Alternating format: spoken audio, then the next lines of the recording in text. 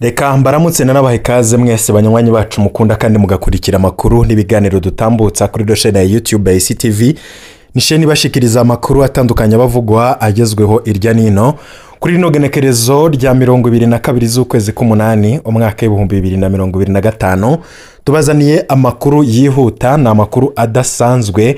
Ikindi gihangange mu gipolisi c'u Burundi gihejeje gutabwa mu mvuto. Kino gihangange cakoze amabata ari make ayahora afungira abantu aho yahora ababorezi gufa muri kano kanya nawe niho afungiwe. Perezida Ndayishimiye ibihangange ariko aragenda abikoramwo gake gake. Twababwiye ifungwa ry'igihangange nyeganyega akaba ari umwe mu bihangange vyamenyekanye cyane mu mabi yatagira izina, akaba yaricu washaka agakiza washaka. Muri kano kanya rero hari ikindi gihangange gihejeje kwinjizwa mu yibohero. Ico gihangange kikaba cafashwe gipfungwa mu iperereza, abakozi b'iperereza bakaba bamutaye mu mvuto.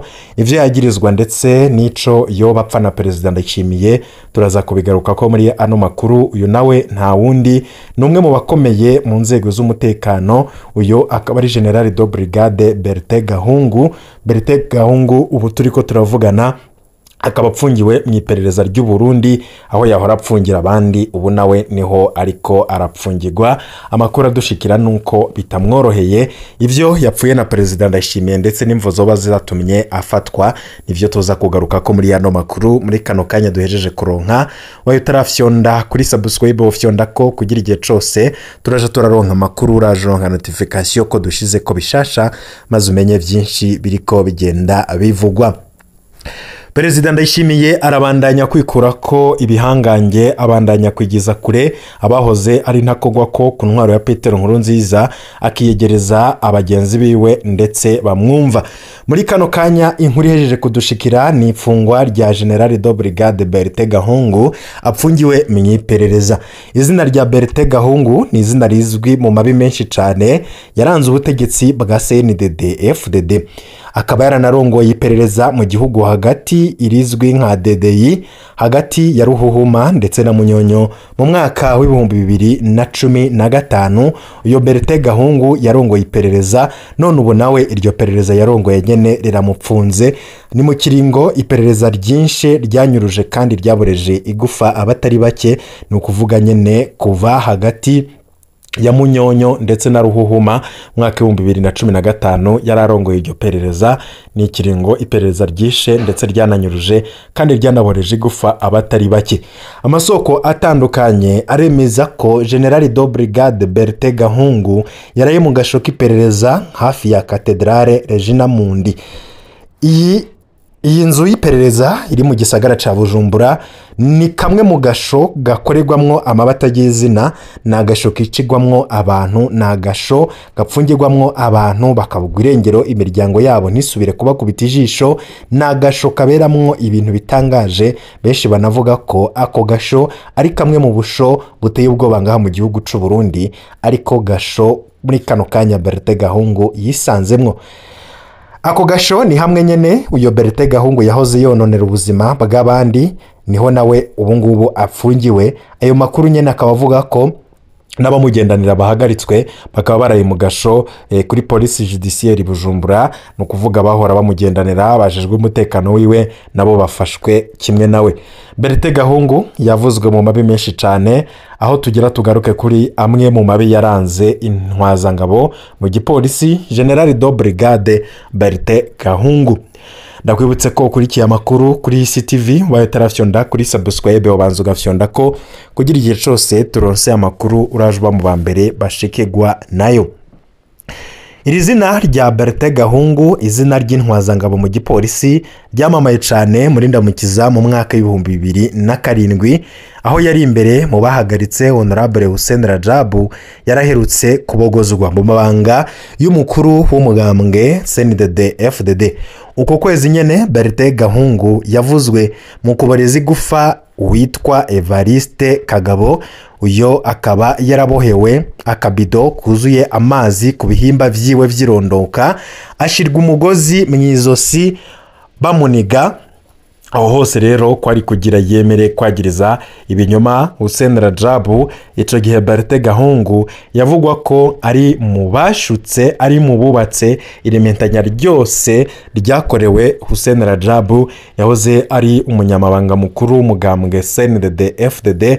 uyo kandi akaba ari n'umwe mu bashinze uwo mugambwe, akaba ari no mu batanguje urugamba rwa CNDD-FDD mu gihe wari ukiri umuharugwana. ariko ivyo yakorewe n'akamaramaza, ivyo yakorewe kuri uno munsi benshi bavuga ko ari byo bizotuma n'umugambwe CNDD-FDD udashobora kuronka amahoro canke ngo ugiraho ushikana abarundi, kubera ko yari nk'umwe mu nkingi ikomeye y'umugambwe CNDD-FDD. uyo Bertin Gahungu rero muri kano kanya nawe ivyo yakoreye Hussein Rajabu biramushikiye, ariko si we wenyene kuko hari n'ivyo yakoreye abandi. ubu ngubu ari mu mvuto. muri ntwarante mu mwaka w'2013 Bertin Gahungu yagengwe kurongora igipolisi mu ntara z'uburengero, no kuvuga komisariya Region de Ouest.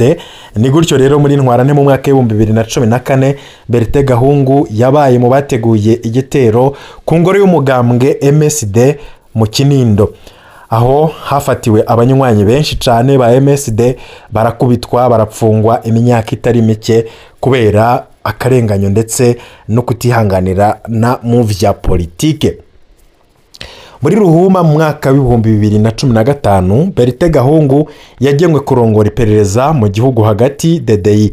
kuva imyiyerekano yo kwiyamiriza ikiringo ca gatatu ca Nkurunziza itanguye muri ndamukiza mu mwaka w'2015, Bertin Gahungu yarambaye urwaga, aho igisata yararongoye cakoze amaroregwa harimwo kwica abantu, kunyuruza abantu bakabugwa irengero, ndetse no kuboreza igufa n'ibindi byinshi cyane tutadondaguye.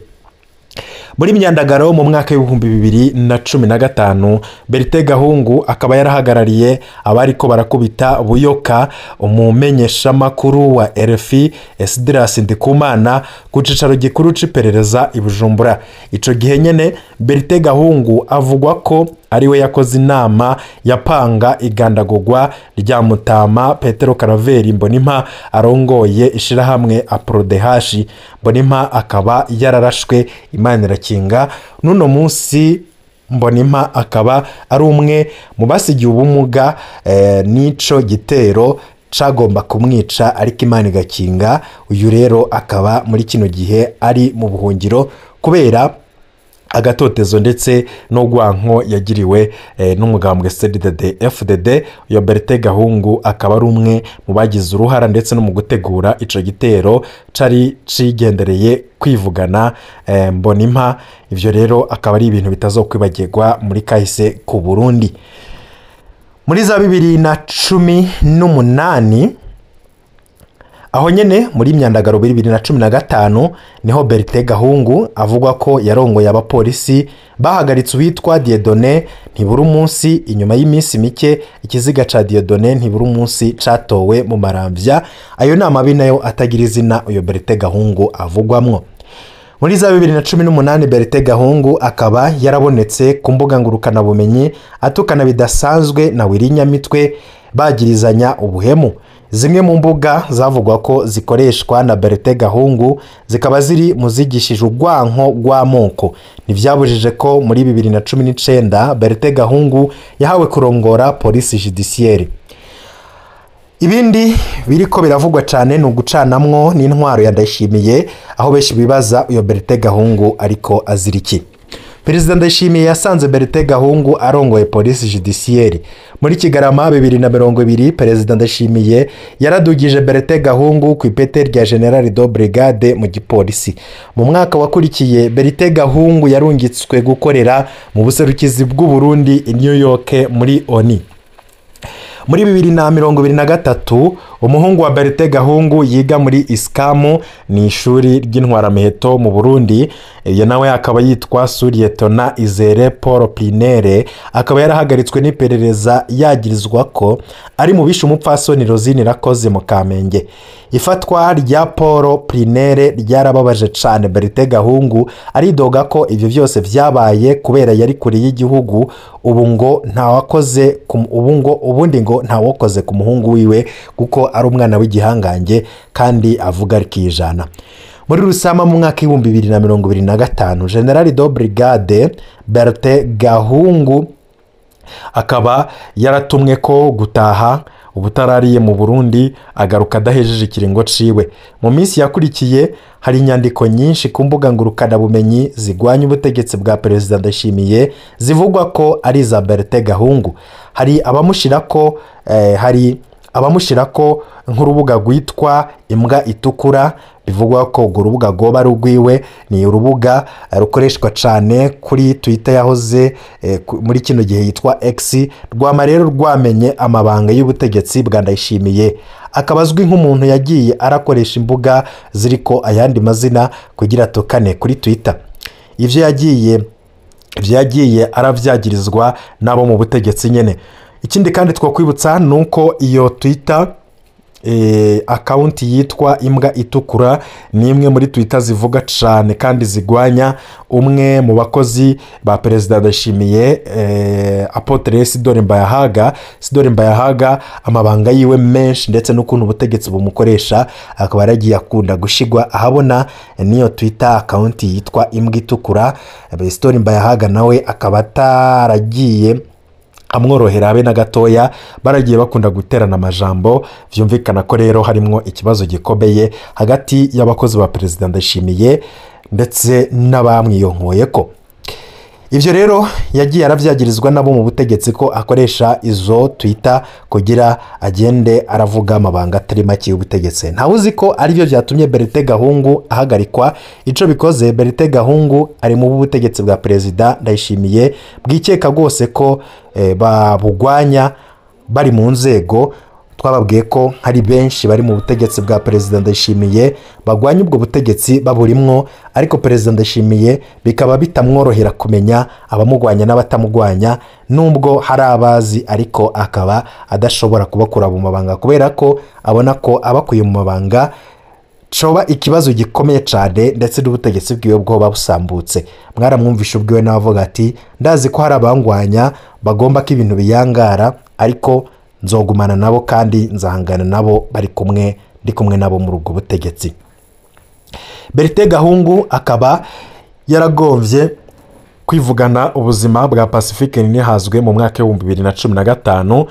Pacifique Ninahazwe intahe yiwe avuga ko kuwa 26 z'ukwezi kwa 4 2015 mu gihe Pacifique Ninahazwe yari mu kiganiro Utereriki ca Radio RPA, Radio Publique Africaine, Bertin Gahungu akaba yarishikiye kuri Radio RPA kuraba vy'ukuri ko ariho Pacifique Ninahazwe ariho hari haciye iminsi mwiperereza babwirwa ko Pacifique Ninahazwe ngadashobora kuba mu gihugu.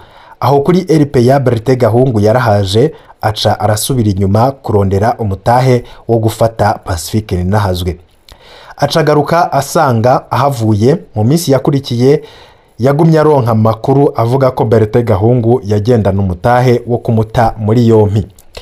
Inyuma y'igandagurwa rya General Adolphe Nshimirimana, Bertin Gahungu avuga ko yakoresheje inama mu iperereza.